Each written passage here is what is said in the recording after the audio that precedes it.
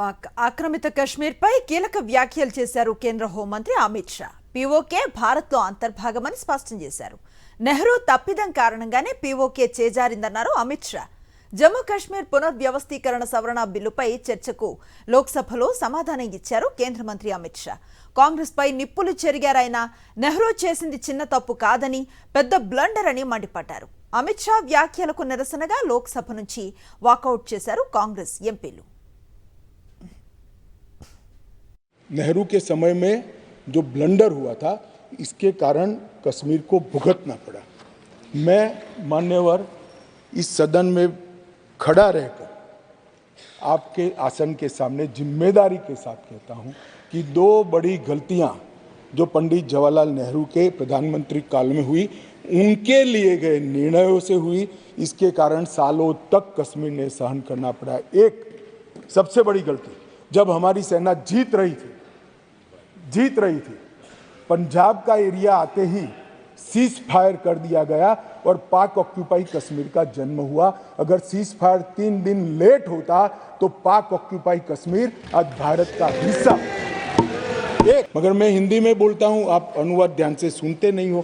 मैंने जो कुछ पढ़ा वो जवाहरलाल नेहरू जी ने लिखा है और नेहरू जी ने उसको थोड़ा कम कर किया है कि ये मेरी मिस्टेक थी। मिस्टेक नहीं थी, ब्लंडर था।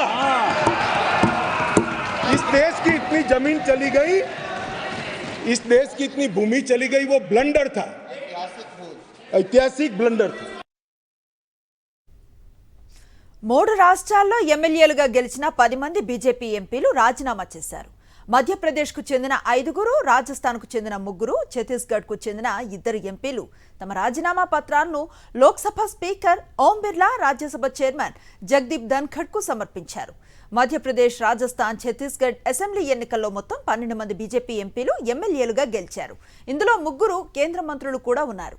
వీరందరినీ రాజీనామా చేయాలని ఆదేశించింది బీజేపీ హైకమాండ్. దీంతో 10 మంది రిజైన్ చేశారు. రాజస్థాన్కు చెందిన BJP MP Mahant Balaknath, Chhattisgarh BJP MP కేంద్ర మంత్రి రేణుకా సింగ్ రాజీనామా చేయాల్సి ఉంది. గిరిజన నాయకురాలైన రేణుకా సింగ్ ఛత్తీస్గఢ్ ముఖ్యమంత్రి రేసులో ఉన్నారు. DMK MP DNV Senthil Kumar గోమూత్ర రాష్ట్రాల వ్యాఖ్యలపై పార్లమెంటు దద్దరిల్లింది. ఈ అంశంపై ఉభయ సభల్లో నిరసన వ్యక్తం చేశారు బీజేపీ ఎంపీలు. లోక్సభ క్వశ్చన్ అవర్లో డీఎంకే పక్ష నేత టీఆర్ బాలు నిలదీశారు కేంద్ర మంత్రులు పీయూష్ గోయల్, ప్రహ్లాద్ జోషి. సెంథిల్ కుమార్ వ్యాఖ్యలపై క్షమాపణలు చెప్పాలని డిమాండ్ చేశారు. దేశాన్ని విభజించేందుకు ప్రయత్నిస్తున్నారంటూ మండిపడ్డారు. దీంతో సభలో తీవ్ర గందరగోళం ఏర్పడింది.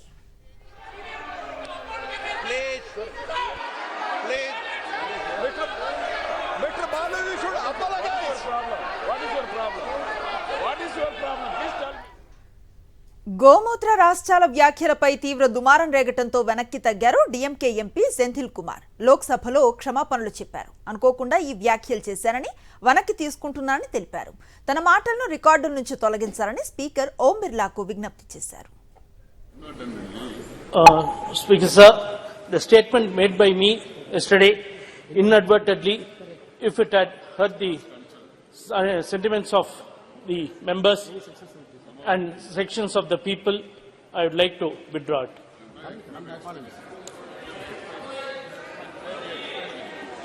And I request the words to be expunged from the and regret. Thank you.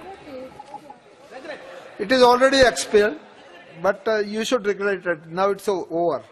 Sri Khagen Murmu ji. Rajput Karni Sena జాతీయ అధ్యక్షుడు సుఖ్దేవ్ సింగ్ గోగామేడా హత్యతో రాజస్థాన్లో హైటెన్షన్ నెలకొంది. రాష్ట్ర వ్యాప్తంగా బంద్ కొనసాగుతోంది. దుకాణాలు, విద్యా సంస్థలు మూతపడ్డాయి. జైపూర్, అజ్మీర్ సహా పలు ప్రాంతాల్లో పెద్ద ఎత్తున ఆందోళనలు చేస్తున్నారు కర్ణిసేన కార్యకర్తలు. హత్యపై న్యాయ విచారణకు డిమాండ్ చేస్తున్నారు.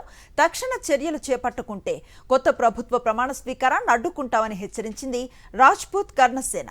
జైపూర్లో శ్యామ్నగర్ ప్రాంతంలో తన నివాసంలోనే సుఖ్దేవ్ను కాల్చి చంపారు 3 గుర్తు తెలియని వ్యక్తులు.